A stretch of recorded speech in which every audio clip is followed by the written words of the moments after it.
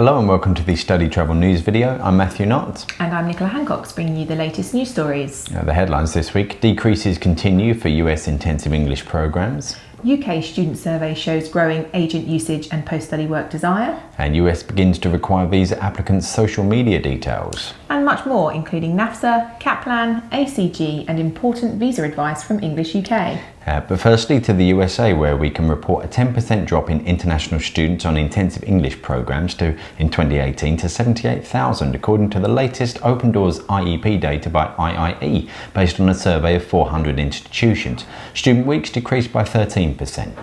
The latest fall builds on heavy losses in the last 2 years for the IEP sector, and there were decreases from most world regions and most of the USA's top source markets. China remained the largest, followed by Japan, Saudi Arabia, Brazil and Korea. Cheryl Delclagood, Executive Director of English USA, the American Association of Intensive English Programs, told StudyTravel magazine that the decreases were as expected and that the association hoped this was a bottoming out of the downturn. She said that members have adapted offerings to provide more short-term and customised courses. Latin America was the one positive region for US IEPs, with an 8% increase, and Cheryl said shorter-term courses and institution partnerships had kept the US on the radar there. Next up, the UK segment of the QS International Students Survey, completed by more than 23,000 prospective university students, has shown increased agency usage compared with previous years, and agents playing a key gateway role to lesser-known universities. Assistance with university applications, help with visas and applying for scholarships were the agency services most in demand from survey respondents. Elsewhere, the survey found that more than 3/4 of students would be more inclined to study in the UK if the post-study period was at least a year. QS surveyed attitudes to Brexit and found 36% of EU students said it made them less likely to choose the UK, mostly due to fears over costs. However, the survey also found that only 61% were aware of UK government fee pledges for EU students in the coming year. It has been reported that the USA is now requiring applicants for non-immigrant visas, including student visas, to give details of social media accounts used in the last 5 years. According to a statement quoted in the New York Times, the US State Department said it was constantly working to find mechanisms to improve screening and support legitimate travel. When the policy was first flagged more than a year ago, associations including English USA were critical of the impact it could have.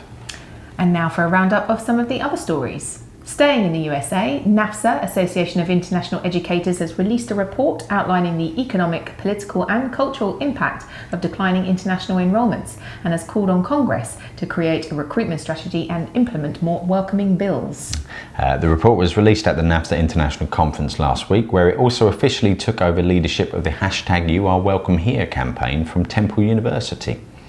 New Zealand-based ACG Education Group has rebranded its tertiary and pathway division as Up Education after separating from its ACG Schools department, which has been acquired by global secondary school group Inspired. Yet more US news, as Kaplan International English has announced plans to move its 2 New York English language schools to a newly refurbished building in Midtown Manhattan overlooking Central Park. Kaplan has also renovated its Boston Harvard Square Center. An important notice here: English UK has advised short-term students from Japan, Korea and Singapore that they should still visit an immigration officer on arrival at UK airports. Visitors from those countries can now use electronic gates, but will not be able to get a short-term study visa stamp at the e-gates. King's Education has announced a new pathway partnership with the University of Bristol in the UK that will provide international students with a conditional offer to the university before they leave home.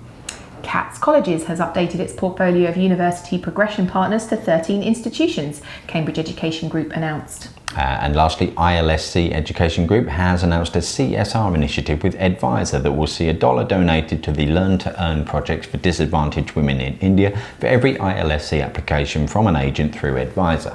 More on our website, along with photos from the International House Directors Conference and the NAFSA International Conference. Thanks for watching. Goodbye.